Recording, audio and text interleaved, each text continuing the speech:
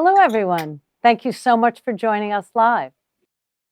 Today, we're speaking to healthcare administrators and all breast imaging providers because we have a real problem in this country, and it's time we addressed it full force. I'm excited to share with you information that's working for facilities across this country, from small rural hospitals to multi-office private practices to large academic centers. I'm talking about the pervasive problem of women's limited access to high-quality diagnostic imaging and the vexing problem of women's limited access to those who are experts in the field. It's time we bring together patients and breast expertise. This discussion is a timely one. The pandemic has raised newfound awareness of the need for easy, safe access and a growing understanding and acceptance of telemedicine. This provides an enormous opportunity to enrich and enhance breast cancer care. At the end of today's discussion, we'll provide specific takeaways to help you and your organization. So let's get started. Today, I have joining me Dr. Kaushal Mehta, a board-certified radiologist with subspecialty certification in neuroradiology. Dr. Mehta serves as the Regional Vice President of Radiology at Stewart Medical Group, leading a team of 60 fellowship-trained radiologists and overseeing the radiology service line for 10 hospitals in Massachusetts. I'm also joined by Ashley Keene, RT. Ashley is passionate about women's health and has worked in radiology for 15 years.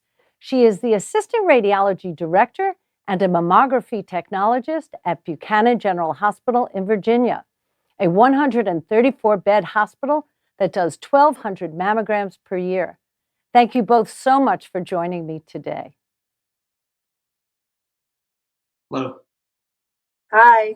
Hi, Dr. Mehta, Ashley, Keene. Hello there. Hi.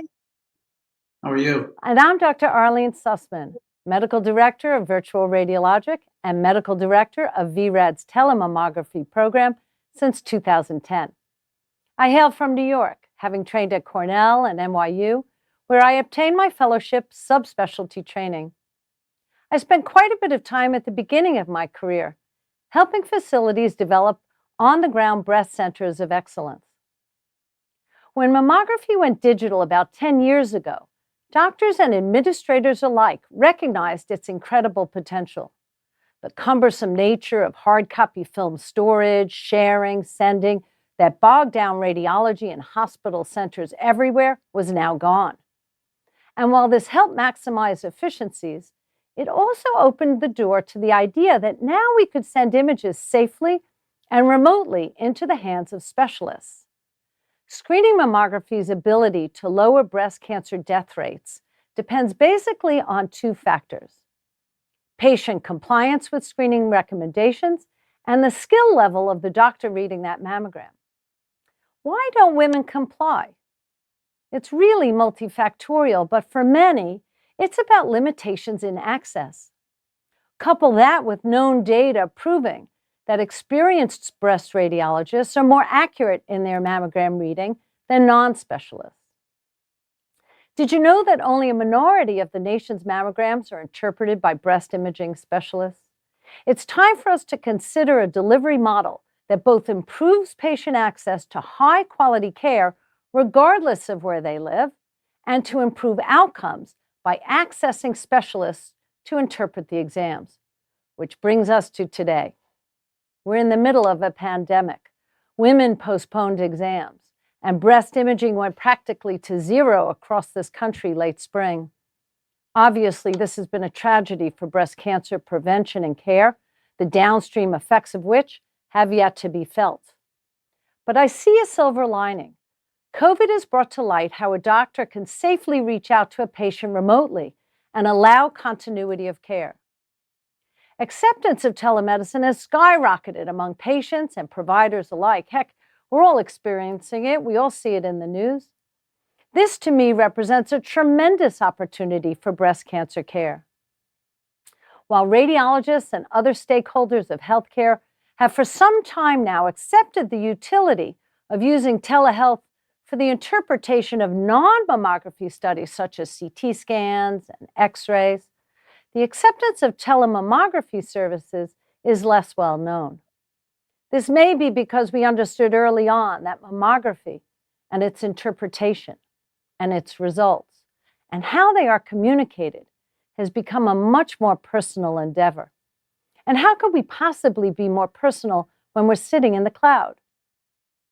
Bridging the gap between the cloud and the ground, as I'm fond of asking, is a question we're going to explore today.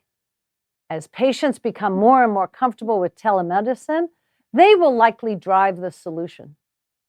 We can bring subspecialist breast imaging radiologists to women everywhere, regardless of their geographic location, regardless if their local provider cannot find enough radiologists.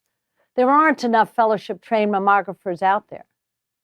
Every institution's goal is to be able to attract and retain subspecialists in every field.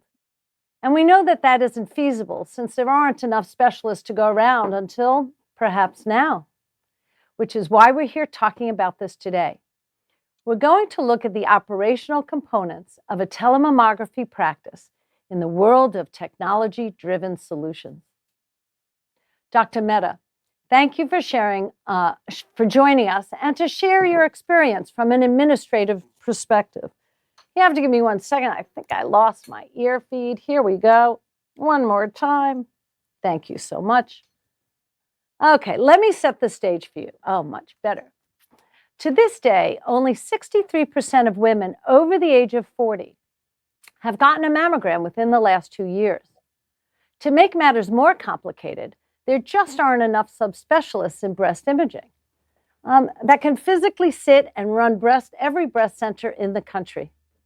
Dr. Mehta, please describe the challenges you are experiencing, especially now that I can hear you, with access to radiologists and the impact it had on your medical group and the community, but from an administrator's perspective. Dr. Mehta. Yeah, thank you. Thank you. And good afternoon, Dr. Sussman. It's great to see you again. I'm excited to be here today in honor of Breast Cancer Awareness Month, and I appreciate the opportunity to share our experience at Steward with respect to women's imaging. By way of background, Steward Healthcare System is comprised of 36 community hospitals across the nation. In my role as Regional Vice President of Radiology, I have direct oversight over our Massachusetts service line, which Dr. Sussman mentioned has 10 hospitals, we have 15 campuses, and nearly 60 fellowship-trained radiologists who interpret close to 1 million examinations yearly. As an enterprise, we perform 75,000 screening mammograms every year, and our footprint covers much of eastern Massachusetts. So from a service standpoint, we have a tremendous responsibility and obligation to care for thousands of women in the Commonwealth. We take pride in our ability to provide diagnostic mammography at 13 out of 15 campuses. And as you can imagine, this poses a significant challenge in staffing and service delivery. In recent times, prior to COVID, many of us experienced significant hardship in recruiting radiologists, particularly in the subspecialties of interventional radiology and women's imaging. Although recruitment of radiologists has, in general, become a little bit easier after the first wave of COVID, it really hasn't translated into the realm of mammography. So I really think it was the combination of our geographic footprint along with a strained labor market that resulted in our challenges. We began to experience delayed turnaround times for screening mammography, as well as appointment delays for diagnostics and biopsies. We even heard surgeries were being delayed, and frankly, we lost a few patients to outside institutions. So this situation quickly caught the attention of our leadership, both within the medical group and hospital division. So the takeaway here is that access to subspecialists is important not only to patient safety, but can really impact the financial health of a provider. And there's an option many of us were not using, which is telemammography. Dr. Mehta, you brought telemammography to your organization. Could you describe your program? Absolutely. But before I describe the program in its current state, I think it's important to understand how we analyzed the situation. We first really asked ourselves, how do I know if telemammography is right for our patients and institution? And frankly, what problem were we trying to solve? Did our demands outweigh capacity? Well, we had to understand our volumes, our backlog, our leakage data, turnaround times, and other key metrics such as time from screening to diagnostic and diagnostic to biopsy. Number two, did patient and community needs outweigh our core capabilities? What percentage of our cases were read by fellowship-trained mammographers? Was quality suffering? And could we improve callback and cancer detection rates? And number three, were we looking to centralize services? When we sat back and reflected on these questions, we realized it was a little bit of all three. So the program in its current state, we utilize telemammography to support in-house radiologists at 2 of our campuses, which in aggregate perform about 25,000 screening exams and 3,500 diagnostics per year. The major problem was really related to radiologist skill set and hospital needs. It was many of the same radiologists who read screening and diagnostic mammography that also performed both the mammo and general IR procedures. So it started to strain our radiology resources, created stress levels for physicians that were untenable, and ultimately did not allow for us to deliver the level of subspecialty care that we desired. So in partnership with Dr. Sussman's team, we developed a workflow to deliver 100% subspecialty reads for screening mammography. We then invested in the technology to provide seamless access between the technologists and the telemammographers, and more importantly, between the patients and the interpreting physician.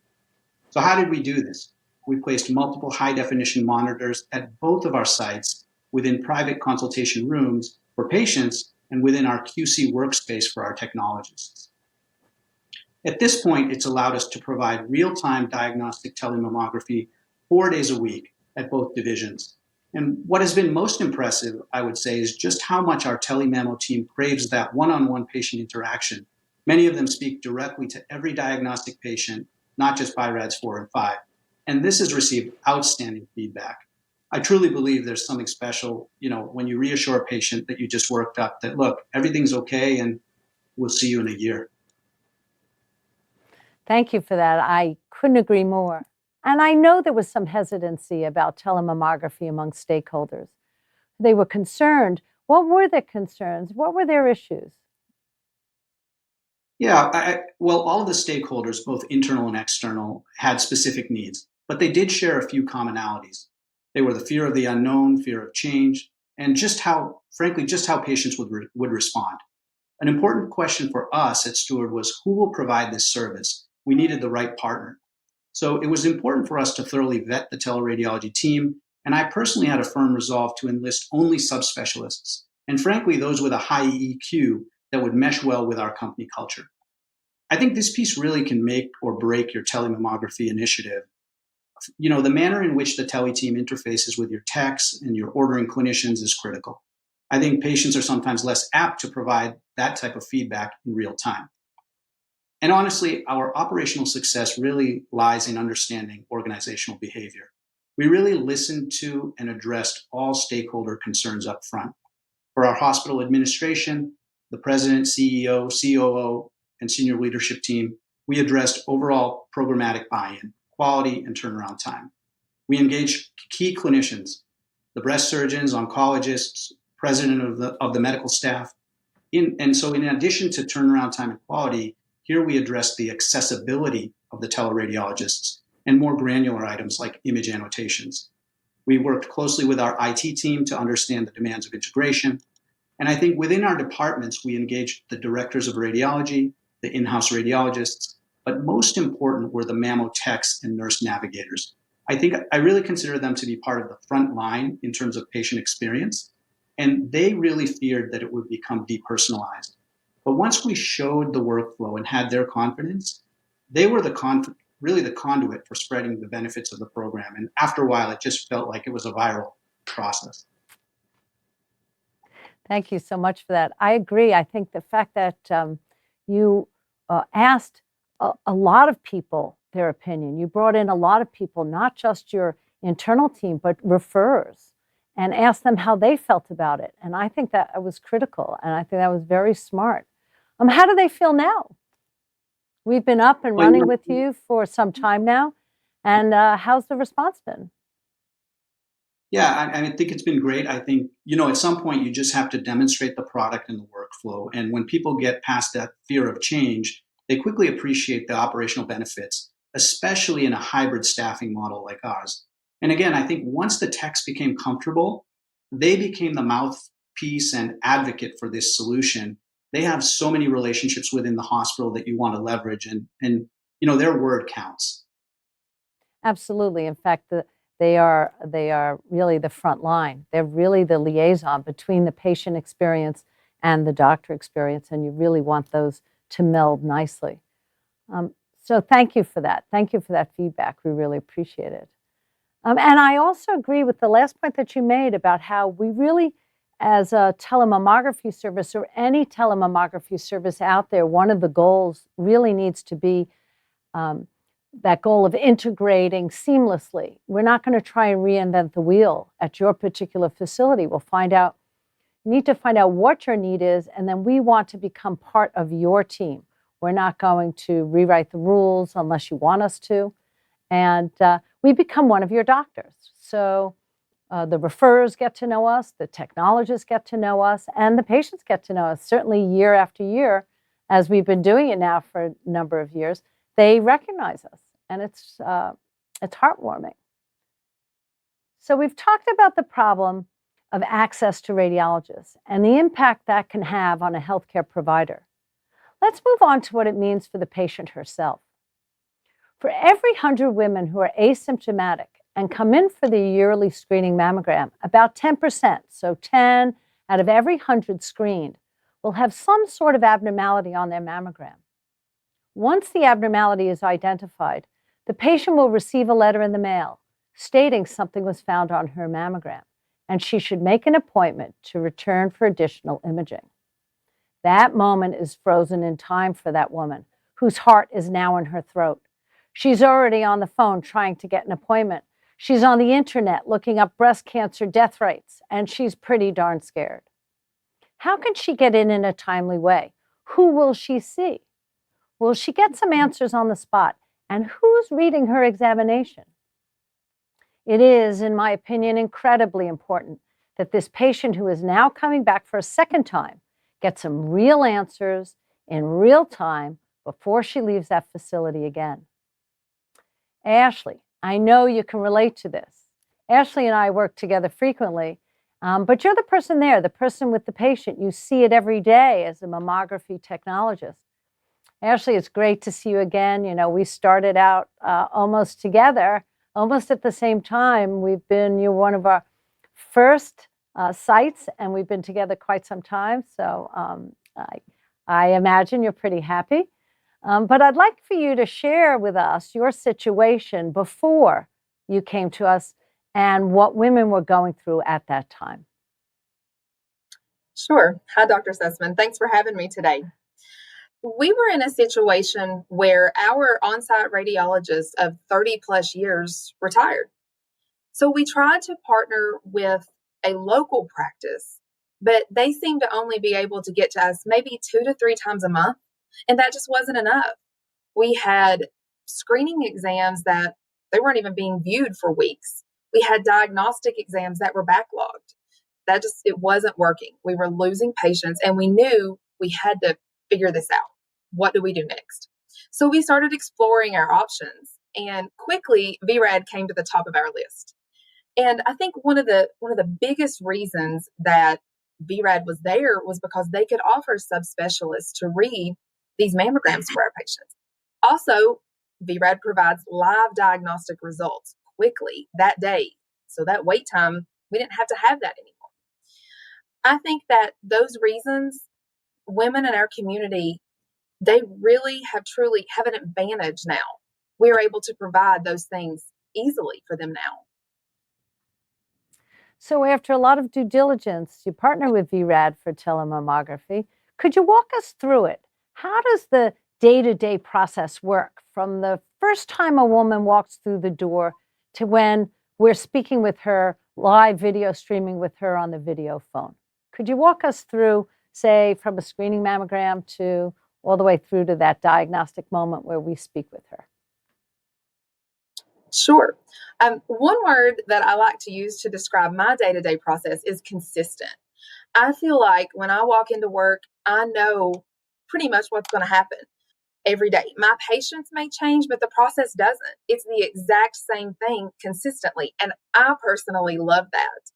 We have set schedules and we can accommodate these patients quickly and efficiently. So if a patient comes for a screening mammogram, We let them know, we will have your results. We'll send you the letter that you spoke of earlier.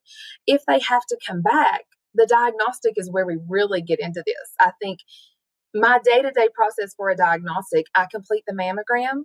I send the images to VRAD. I complete a few questions on the VRAD portal. And then I will actually go in and I review the images with the radiologist myself. If there's any additional... Hold on one second. I'm going to stop you. I'm going to interrupt you because I just want to ask you, how do you know what to take extra pictures of? Like, how did you know what the abnormality was? Exactly. So the thing is, a lot of times our radiologist will see this abnormality. They will annotate or screen save an image. That image is automatically sent back into my PACS system. I can view that on my computer in the room with the patient as I'm doing the exam. I reference that every time I do a diagnostic exam. So that's an amazing thing. So once I'm able to see that, it's easy. It's on my monitor. I can view that and get that done quickly. I was also going to mention that, on a diagnostic patient, I do the images, send everything to VRAD, and then I review it with the radiologist. If there's additional imaging, you can do that same thing that day. It takes a matter of seconds to send that into my PACS system. So at that time, I can come back in, do additional imaging. If there's no additional imaging needed after the diagnostic exam, then I bring the patient into that same consultation room. That's where they speak with the radiologist themselves. They can ask questions. They get that face-to-face interaction. And you can tell when they're in there, it puts them at ease. You can see that. When they see your face on that monitor, I think that gives them the confidence, okay, everything's okay. Or you can give them the results that sometimes they don't want to hear. But, that's kind of part of it. That's the way that we have to think about it is they have to have those results one way or another. And I think the face-to-face process is the best way. I totally agree with you. So you get the annotated images and you get our report describing what the finding is. And all of this is in anticipation of the patient coming back for that diagnostic exam. Could you tell the audience about how we screen share? Is that something that you utilize and how that works? Yes, absolutely. Excuse me. A lot of times there is same day patients. We'll be talking, having that conversation. And, I can see your monitor in the background, but I can't actually view it on my screen until you choose to share your screen with me. So then we can be at the same time looking live at those images. You can point to an area, you can annotate that area before you send it back to me. So we have that interaction there. And I love that I can share my screen with you also. So if I'm looking at an area and I want to show you, I'm able to do the same way that way. So it works out great that we can have that sharing of the screen. I totally agree. I think I was going to say, I've never heard I've not had a patient have a negative comment. No one's ever said anything negative about speaking to you on a video monitor. Of course, we were kind of hesitant in the beginning. How is this going to work? How do we do this? And our patients who've never experienced much of this, but they all seem to be pleased. I even have patients coming back sometimes asking me if they get to speak with you on the video monitor. Thank you for that. For young people and our young patients, this is business as usual. They grew up with computers and living in the cloud, like we say. For the older patients, and Dr. Mehta, you too, in your experience with video live streaming, how are the older patients reacting to live video chatting on screens, on monitors? Yeah, I think it's been amazing. I think the feedback that I've received personally so far has been overwhelmingly positive. Everything from the ease of use, the technical reliability, to the technologist's access to the teleradiologist, and I think most importantly, the level of care that I've seen firsthand being delivered on patient consultations. Seeing a confident smile, excuse me, on a patient's face as they walk out of a diagnostic consultation, I mean, that's why we all do this. Agreed. Ashley, has your experience been similar with the older patients? Oh, absolutely. I think they actually love it. it's kind of something new and different for them. And you can see the look, like, well, how are we going to do this? But when I take them in there, like, oh, that was nice. That was good. They like it.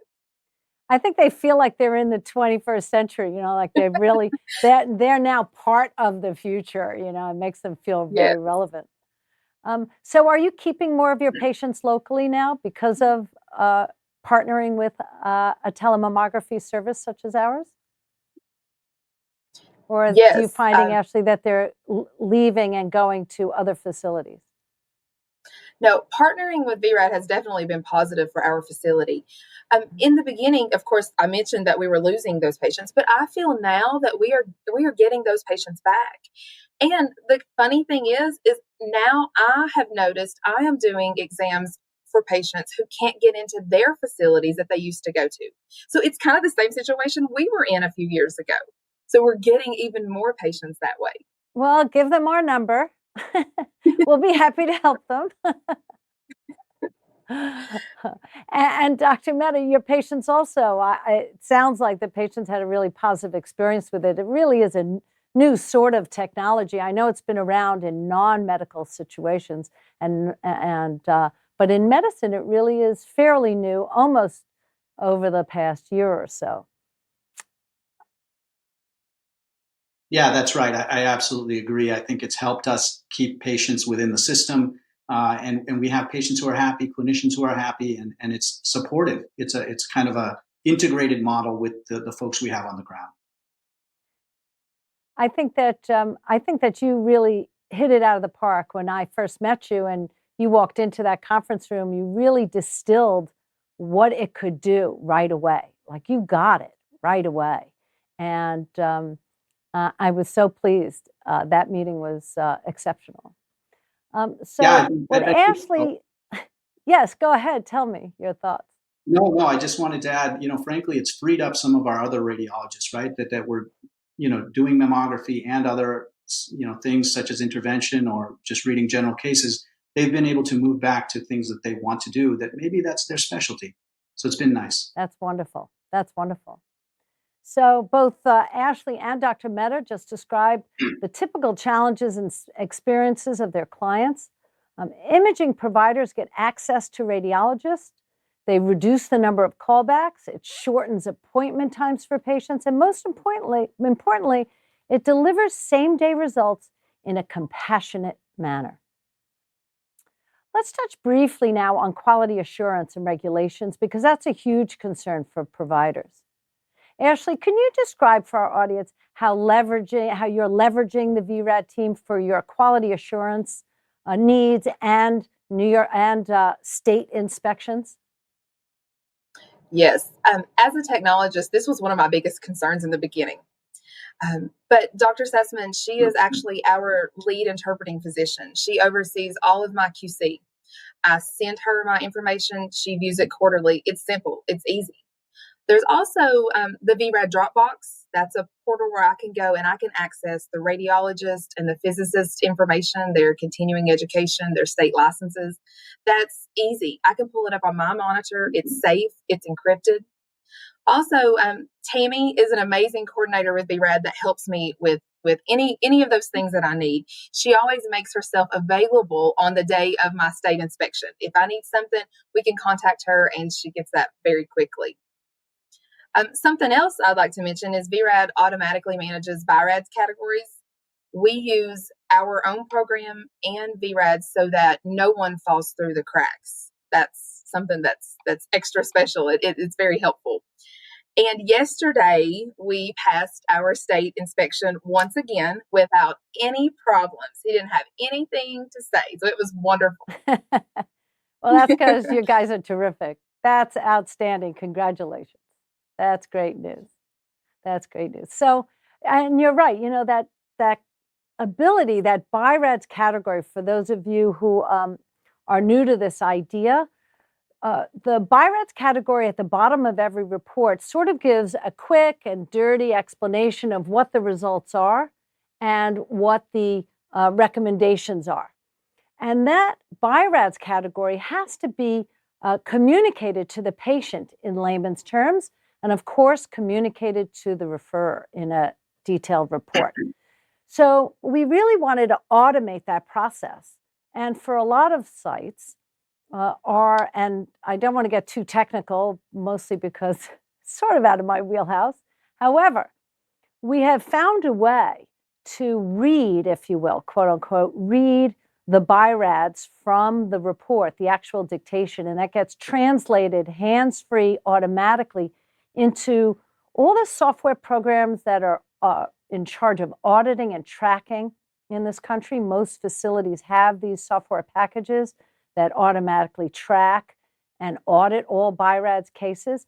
Our system reads that BI-RADS off the report, enters it into their software package automatically, and then that spits out the appropriate report to both patients and referrers.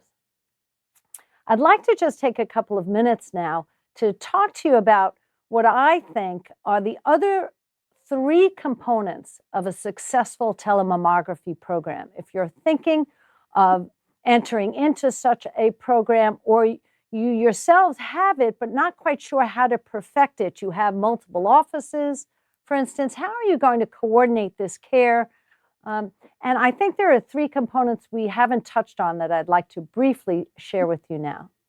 The first is a very successful telemammography program will have a very strong IT infrastructure. So when we first started, for example, we found that we used an out-of-the-box platform for reading the mammograms, and we found them to be sluggish. That after about 8 facilities, if you have 8 workstations or 8 sites, it's very hard to scale up from there.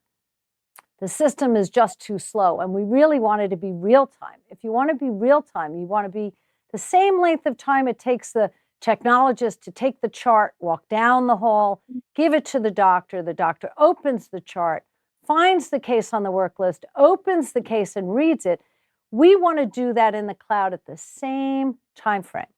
And we found that we couldn't do that. So because the systems out there were just too sluggish. So strong IT infrastructure. We ended up building our own platform. The engineers spent about a year doing this, got FDA approval. And it was nice because we added some bells and whistles to it. The second piece, which is interrelated to having strong IT infrastructure and a strong platform, is this video monitor we're talking about. If you want to live stream with patients, you need something elegant, simple, and reliable, as Dr. Mehta and Ashley attested to. The monitor should be integrated into that platform. So I'll give you an example. We had a practice in the Southwest. They had 4 offices and 1 doctor. And how is the doctor going to see all the patients in all 4 offices in a timely way? So they tried using an iPad. And the truth is, half the time it was in someone's drawer. They couldn't find it. They opened it up. It wasn't charged up. They'd have to charge it up, find the plug. And the kicker in all of it was that they were unable to screen share. They couldn't integrate it with their platform. So I think that that's really critical. The third piece is the human interaction. Remember, I keep talking about this bridge between the cloud and the ground. Now, how do you achieve that? You need live bodies. We have an operations center. A good telemammography practice will have that. They'll have people on the ground answering a phone 24/7. Nothing worse than you have a problem or you need an answer right away and you get some phone tree or you're on hold. We have live bodies 24/7. I encourage you to do that. They are also integrated into the IT infrastructure. We can screen share with them as well. And that creates, I think, a very positive program. Before we get to the questions that have been coming in, let's summarize some key takeaways for our audience. Dr. Mehta, what recommendations do you have for our audience? Absolutely. Thank you. Well, from a 50,000-foot view, and for all those math geeks out there, I would say T equals 0. The time is now. For physicians, administrators, and technologists alike who have been struggling to ensure that your capacity can adequately meet demand, I believe the time is now to really harness the power of telemedicine and improve access to women's imaging, improve quality, and provide a level of subspecialization that clinicians and administrators have come to expect and I think our patients deserve. And I believe that, given the healthcare economics in 2020, it's always a plus when doing the right thing by your patients also positively impacts your institution's financial well-being. Next, I just want to mention components of building a telemammography program. One, you want to clearly articulate your vision. You want to communicate early and often. I would say start small at a single site. I know we're all chasing enterprise imaging, but proof of concept is pretty important. Choose the right partner. Engage all your stakeholders and be transparent. And develop a methodology for measurement, which includes patient and physician satisfaction scores. And then share this with your leadership. And my last takeaway point is really to remain open to new models of healthcare delivery. I think COVID has forced many industries to rethink their business operations and strategy, not only for success, but also for survival. And I think at Steward Medical Group, we've embraced this challenge with a growth mindset, and we see it really as an opportunity to develop a more flexible staffing model as we move into this so-called long, cold winter. I think, lastly, from a system dynamics lens, we're always looking for kind of positive reinforcing feedback loops. And what I mean by that is, by providing the capacity to address your mammography needs with a somewhat unique and novel approach, you not only improve the downstream revenue from procedures and surgeries, but that revenue in turn supports other service lines and the broader institution. And that allows continuation of robust offerings in healthcare delivery. So it's ultimately these things that lead to increased word of mouth from patients who feel cared for, from techs and rads who feel, they believe in the process, and administrators who feel confident in upholding the mission of their institution. Excellent advice. Thank you so much for that. Ashley, I'm going to pose the same question to you. What recommendations do you have for our audience?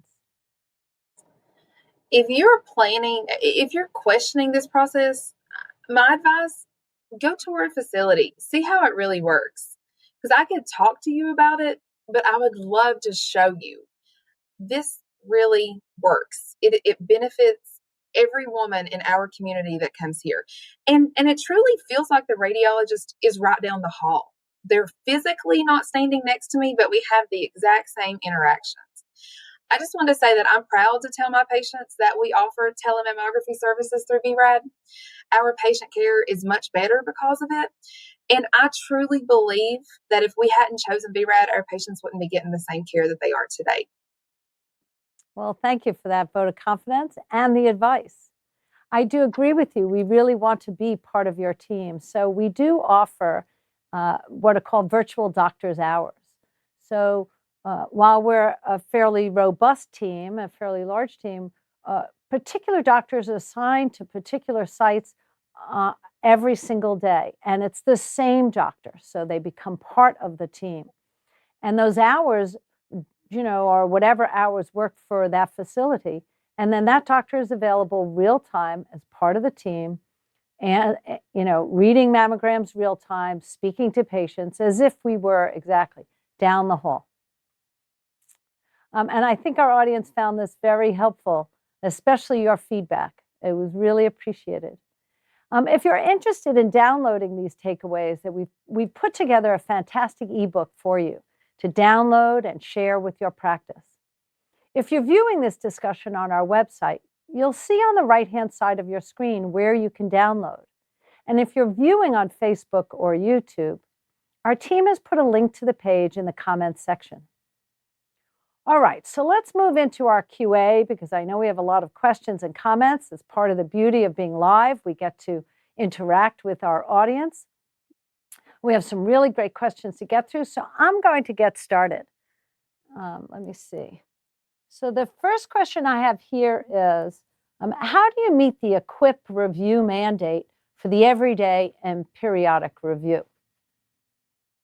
EQUIP came about a couple of years ago in response to quality assurance metrics, and we developed a method through our operations center and all of our sites to retrieve images from the site and to review the doctor's interpretation of the images to ensure that the quality is up to standard.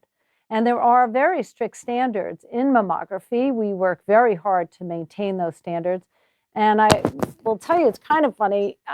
The first time we used our program, the first inspector, I believe it was in New Mexico or Arizona, he loved our Equip program. It was when it was first started. And he asked us our permission to use our method and our forms for his other state facility inspections. So I guess we did it right. Let's see, how much time did it take to implement? In other words, do providers need enhanced internet services? Ashley, I'm going to give this one to you. How was implementation? In other words, from the moment you decided to go with a telemammography service to the day you went live, how did that go? It's been several years now, but if I remember it correctly, it was very quick. I remember bringing that monitor that we keep talking about, that famous video monitor. That's our thing. It was in, and then I remember Tammy. I've spoken of her a couple times, but they came in. We had some orientation on it, but it was quick, days, if I remember correctly, and it was up and running.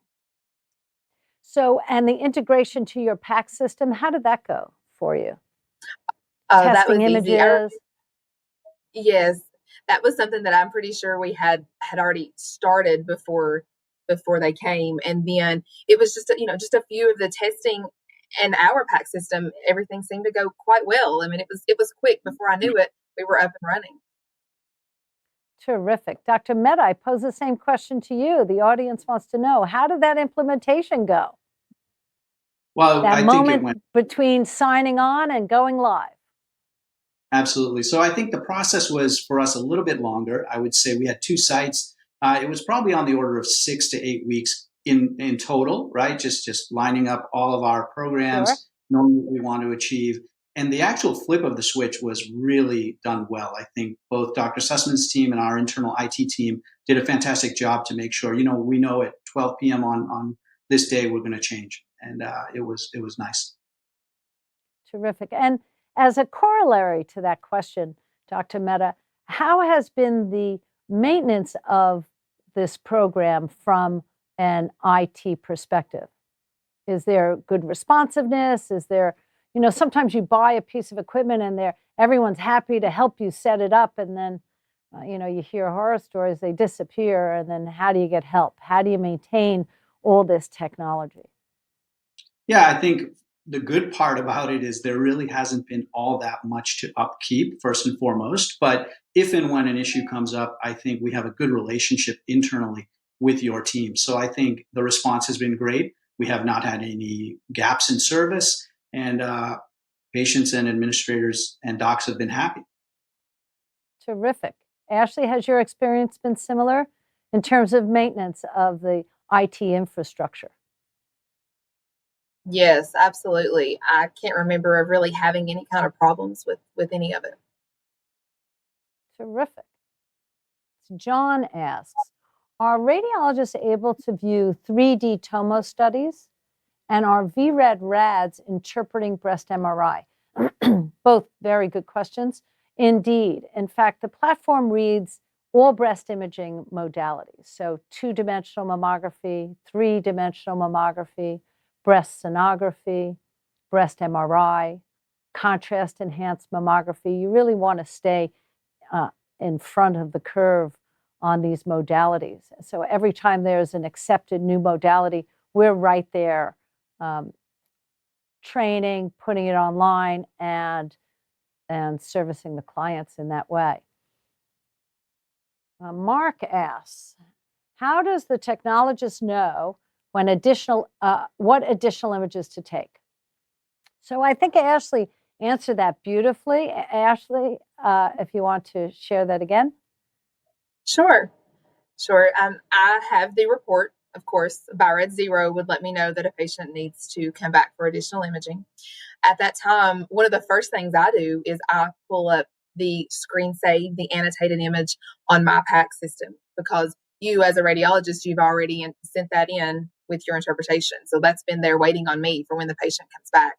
It's easy. I view it there, and then I know exactly what needs to be imaged again. Terrific. And of course, like we said, you have the report too. So it's in writing and it's in pictorial form. That I think that's very helpful. Yes. Jennifer asks, as a mammographer, are the reading rooms approved by physicists?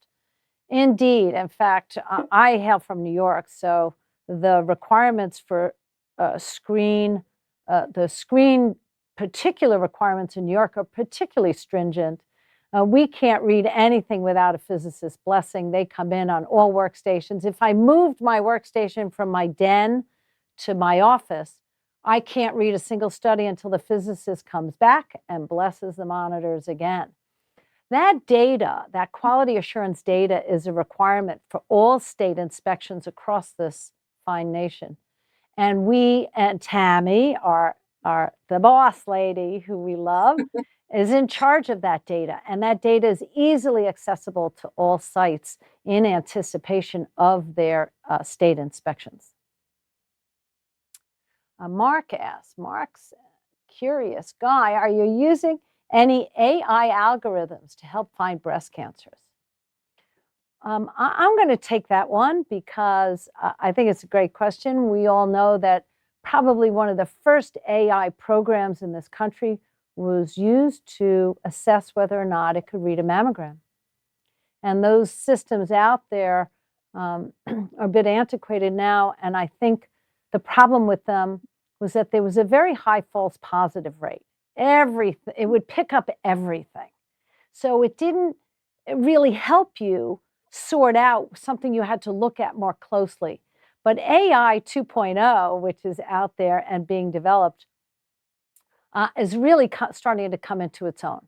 But how are people and sites really using AI these days at this juncture? Not necessarily to be the sole reader of a study, but really to help with workflow. So I'll give you an example. AI for breast imaging, the AI system may pick out something and put it at we might have 400 cases on our work list. And it will, because it thinks it found a cancer, will pull it to the next case to read. So it will take your workflow and pull that case automatically to the top of your work list. That's exciting because that actually changes management. It changes management. It still keeps the doctor involved, but it helps the doctor help the patient. And I think that's the direction probably AI is heading these days. Dr. Mehta, do you want to weigh in on that? Maybe in neuroradiology, are you seeing AI more and more in your facilities? Absolutely. This is something that we're starting to look into and seeing how we can integrate it, taking it again, small, few sites at a time. It's in its infancy at this point, though, I would say. So it is something we're looking at. Sure, sure. Ashley, have you had any experience with AI? Not really. I haven't. No, it's going to come into its own. I imagine people are working on machine learning and AI in mammography, like I said, was at its infancy, but I think it was the right guinea pig. And let's see if AI 2.0 is better.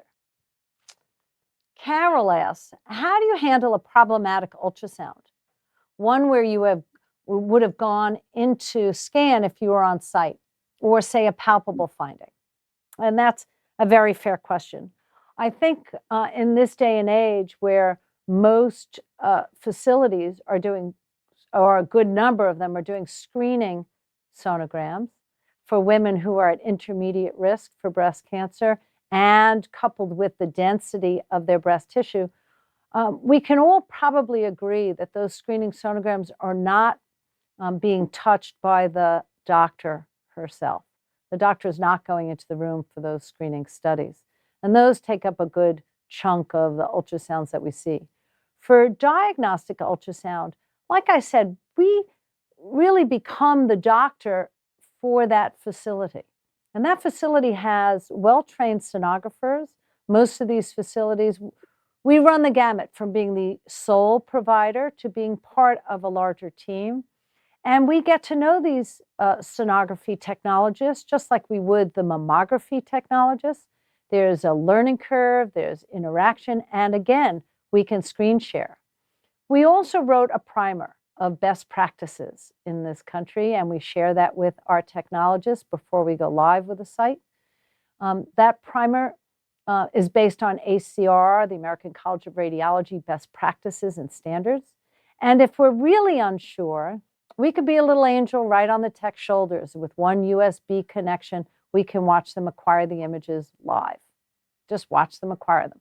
In the absence of that USB port, they can send us a series of cine loops, which are really a movie, if you would, of the area of interest. And between all those techniques and that technology, we feel very confident that our interpretations are quite accurate.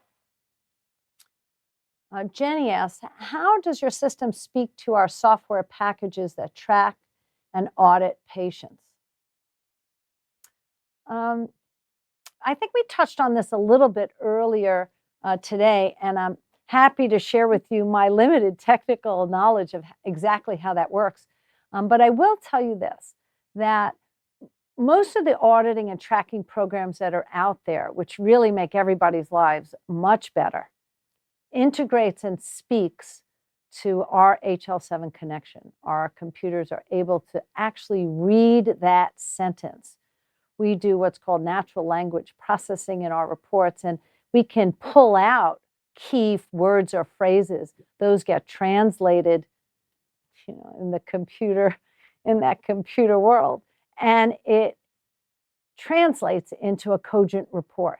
And that's what we want. We don't want patients to fall through the cracks. This is the perfect solution for that. And that, I have to say with great pride, that was an achievement well worth applause to the engineers over at Virtual Radiologic. Lisa asks, you're providing both screenings and diagnostics. How does that mesh when it comes to doing a biopsy? Well, Lisa, that's not a fair question. Because we're not yet at the point where we can remotely perform a biopsy. And that is a fair question. So how do we solve that problem? The truth is, we really tailor what we do based on the needs of the facility. And most of the facilities that we partner with already have a workflow for that. And we follow their workflow. So if their workflow is that they refer the case to someone internally on a particular day, they've assigned Tuesdays as their biopsy day, we will share that information and data with the patient and the nurse navigator or the technologist, whoever is sitting with that patient. We also explain to them that they need a biopsy. We give virtual hugs all the time. But the future is now. So if we really wanted to think about the future, and I think it is the last great frontier in radiology and what we do in the cloud. And I feel that probably as we grow and our core team grows in number, we will have enough people where we can place people strategically on the ground to really assist sites that otherwise would have to outsource that, that piece. All right, that's all the time we have for today. I hope we answered your questions, but if not, please reach out to our team so we can address any specific questions you have. Also, we'd love to know what you thought of our discussion. Let us know by taking a 1-minute survey. If you're viewing on our website, the survey is right below the video. Otherwise, if you're viewing from Facebook or YouTube, you'll see a link in the survey in the comments section. Thank you again to our guests, Dr. Mehta and Ashley Keene, and to everyone who joined us for this live discussion. This live stream has been recorded and will be available to view later. So please, I encourage you to share the link, keep the discussion going, and of course, if you're interested in learning about more about VRAD's live video diagnostics or how to partner with us, please contact us. Thank you very much.